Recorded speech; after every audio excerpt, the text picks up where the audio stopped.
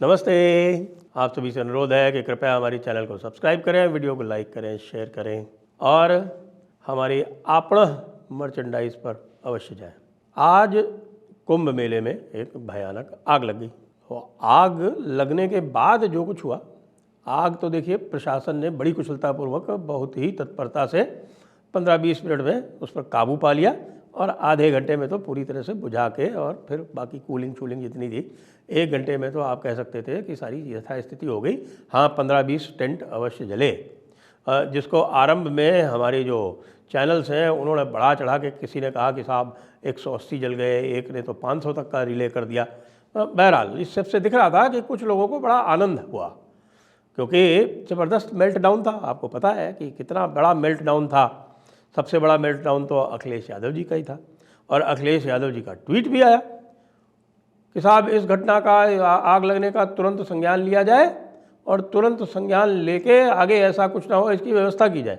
अरे अखिलेश यादव जी, सबसे अधिक मेल्ट डाउन तो आपको हो रहा है, आपके लोगों को हो रहा है, आपके चमचों को हो रहा है और बड़े भारी कुछ तो अम्बेडकरवादियों को हो रहा है, कुछ इस्लामियों को हो रहा है। लगातार मेल्ट डाउन में बिल्कुल ऐसा लग रहा है कि बस ख़त्म हुए जा रहे हैं और ये जो पूरा का पूरा जो कबाल है उसको हो रहा है, कांग्रेस को हो रहा है, सबको हो रहा है कि साहब कह रहे बाप रे बाप, इतना सफल महाकुंभ, इतना ज़बरदस्त मामला और योगी का प्रशासन। लेकिन वैसे तो आप जो कुछ भी कहें, आग लगना एक दुर्घटना अवश्य है, लेकिन उस दुर्घटना पर जिस तत्परता से काबू पाया गया है ना, वो उल्लेखनीय है। हालांकि अभी मामला इन्वेस्टिगेशन में है, तो हम रूल आउट कुछ भी नहीं कर सकते। रूल आउट इसलिए भी नहीं कर सकते कि आग लगी गीता प्रेस के टेंट में। गीता प्रेस के जो खेमका जी हैं, जो उनके ट्रस्ट के ट्रस्टी हैं, कृष्ण कुमार जी खेमका, वो क्या कह रहे हैं ये हमें सुनना चाहिए। ये शिविर अखिल भारतीय धर्म संघ और गीता प्रेस से संयुक्त रूप से लगा हुआ है। लगभग 180 कॉटेज बने हुए थे और हमने बहुत सावधानी से बनाए हैं और सबको मना किया गया है कि किसी प्रकार का अग्नि का कोई काम न करे, और वो चल रहा है बिल्कुल निर्विघ्न रूप से।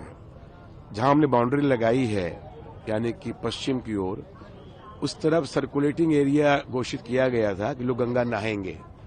पता नहीं प्रशासन ने किनको वो दे दिया, पंडों को जिसको भी दिया, उस तरफ से वो अग्नि की कोई चीज हमारे इस तरफ आई और फिर वो चिंगारी बन करके धीरे धीरे करते हुए हमारे सारे खत्म हो गए कॉटेज, कुछ भी नहीं बचा। जी हाँ, वो ये कह रहे हैं कि साहब कि हमारे यहाँ सब लोग ट्रेंड हैं और हमारे यहाँ ऐसी कोई वस्तु भी नहीं है जिससे कि आग लग सके। और हमारे जितने भी टेंट हैं उसके बगल में जो पश्चिम में, अब आप पहले थोड़ा सा इसका भूगोल समझिए कि आप उठाइए, जो संगम का स्थल है उसमें उत्तर की ओर से गंगा जी आ रही हैं और दक्षिण पश्चिम की ओर से जमुना जी आ रही हैं और ये फिर संगम में मिलते हैं। तो जो गंगा जी के पूर्वी जो पार्ट है वो, जिसको हम जानते हैं झूसी, और ये जो आग लगी है वो जो नया अभी एक झूसी से लेके और प्रयागराज रामबाग, जो पहले इलाहाबाद सिटी स्टेशन हुआ करता था, वो पहले एक तारागंज नाम का स्टेशन है, उससे होके जाता था। लेकिन ये नया ब्रिज बना है तो वो तारागंज वाला स्टेशन तो हो गया बाईपास। तो जो नया ब्रिज बना है उसके ठीक नीचे यह आग लगी। वहीं पर सेक्टर 20 बताते हैं, सेक्टर 20 में गीता प्रेस का पूरा वहाँ पर टेंट था।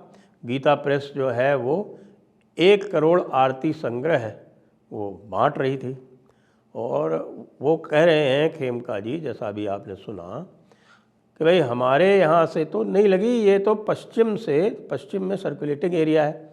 अब वो सर्कुलेटिंग एरिया किसके कब्ज़े में हमें नहीं पता, लेकिन वो सर्कुलेटिंग एरिया से अचानक आग जैसी कोई चीज़ आई और उससे आग लग गई। और आग लगने के कारण उनका कहना है कि सिलेंडर ब्लास्ट से आग नहीं लगी, बल्कि आग जैसी कोई चीज़ आई है बाहर से, उनके पश्चिम की ओर से, और उससे आग लगी हुई है। मैंने आपको उनका वीडियो सुना दिया। तो ये तो बात ऐसी है कि इसमें थोड़ा सा मुझे लगता है कि इन्वेस्टिगेशन अत्यंत आवश्यक है। इसको ऐसे ब्रश अंडर द कारपेट नहीं कर देना चाहिए। क्यों? क्योंकि मैंने आपको बताया कि कितना ज़बरदस्त मेल्टडाउन है चारों तरफ। अखिलेश यादव का जो ट्वीट है वो ऐसा लग रहा है कि उनकी खुशी कोई बहुत बड़ी उनको होने वाली थी और वो खुशी होते होते रह गई, ऐसा अखिलेश यादव के ट्वीट से व्यक्त होता है। तो यही जो चीज़ है, ये मेरा जो संदेह है वो बढ़ाती है कि भैया अखिलेश बाबू कुछ ट्राई तो नहीं कर रहे थे और वो असफल हो गए, तो उन्होंने कहा कि नहीं नहीं, वो तुरंत उसका संज्ञान लिया जाना चाहिए और ये सुनिश्चित कराया जाए कि आगे से ऐसी कोई इंसिडेंट ना हो। वैसे मैंने बात की, अनुपम मिश्रा जी हमारे, आप जानते हैं, प्रयागराज में कल्पवास कर रहे हैं इस समय। उनसे पूछा मैंने, उन्होंने कहा कि साहब ऐसा है कि कोई माघ मेला ऐसा नहीं होना चाहिए। भी आप समझ लीजिए पहले कि भाई माघ मेला हर वर्ष होता है, फिर 6 वर्ष में अर्धकुंभ होता है और 12 वर्ष में पूर्ण कुंभ होता है और 12 पूर्ण कुंभों के बाद में महाकुंभ होता है। तो वो कह रहे हैं कि साहब हर वर्ष आग लगती है, ऐसा कोई माघ मेला नहीं गया जिसमें आग न लगी हो। और हर बार यही कारण बताया जाता है कि गैस सिलेंडर में ब्लास्ट हो गया, क्योंकि कल्पवासी रहते हैं और कल्पवासियों जो अपना वहाँ पे सिलेंडर रखते हैं और उनमें हर बार ब्लास्ट होता है। लेकिन आज तक कोई कैजुअल्टी नहीं हुई भगवान की दया से। चलिए अच्छी बात है। लेकिन एक और जरूर जो मेरे दृष्टि में आई वो मुझे बड़ी लापरवाही लगी, और वो ये कि जब आग लगी थी उसी समय पुल के ऊपर से ट्रेन गुजरी। अब आग लगने का समाचार स्टेशन मास्टर तक नहीं पहुंचा या जो भी हुआ, वो ऐसा एक दृश्य था जो कँपकपा देने वाला था कि मान लीजिए आग जो है वो अगर और ऊपर उठ के कहीं ट्रेन में लग जाती तब क्या होता। ये बड़ा एक्सीडेंट बच गया, भगवान की असीम कृपा है। लेकिन जो प्रतिक्रियाएं जो हमने देखी वो बड़ी निराश करने वाली है, क्योंकि देश की, मैं नहीं कहूँगा कि अधिकतर लोग तो भगवान का धन्यवाद कर रहे थे और अधिकतर लोग योगी प्रशासन की प्रशंसा भी, भूरी भूरी प्रशंसा भी कर रहे थे। लेकिन योगी जी पहुँच गए वहाँ पे। योगी जी आधे घंटे के अंदर वहाँ स्थल पर पहुँच गए। स्थल करने के बाद फिर उन्होंने पूरा हेलीकॉप्टर से जायज़ा लिया। तो दिखाता है कि भाई प्रशासन जो है वो कटिबद्ध है, बहुत तीव्रता से एक्शन ले रहा है। सारे जो फायर फाइटिंग इत्यादि के जो व्यवस्थाएं थीं वो सब सुचारू थीं और उनके जो एक रोबो मैकेनिज़्म है उनके पास में, क्योंकि कई बार आग इतनी तेज़ होती है कि वहाँ पर मनुष्य नहीं जा सकता, तो उसके लिए उन्होंने रोबो मशीन्स ले रखी है। वो रोबो मशीन्स अंदर जाके जो है वो वहाँ पे पानी फेंकने का काम करती हैं। फटाफट सारा काम हो गया। तो ये जो है वो प्रशासन की अंततः ये है कि प्रशासन की भूरी भूरी प्रशंसा हो रही। लेकिन कुछ लोग जो हैं वो इतने दुखी क्यों दिख रहे हैं?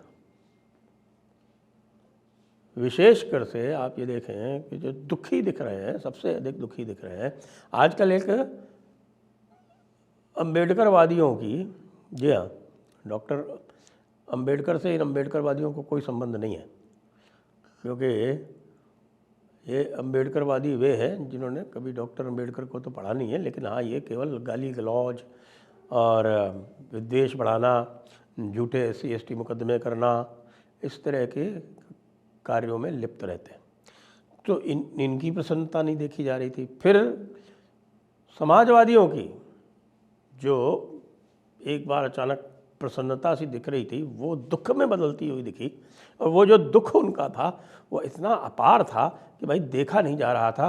कोमल हृदय, जैसे मेरा कोमल हृदय, वो द्रवित हो गया उनको देख के कि भाई इतना बढ़िया मौका था और देखिए भगवान ने ऐसा मौका दिया।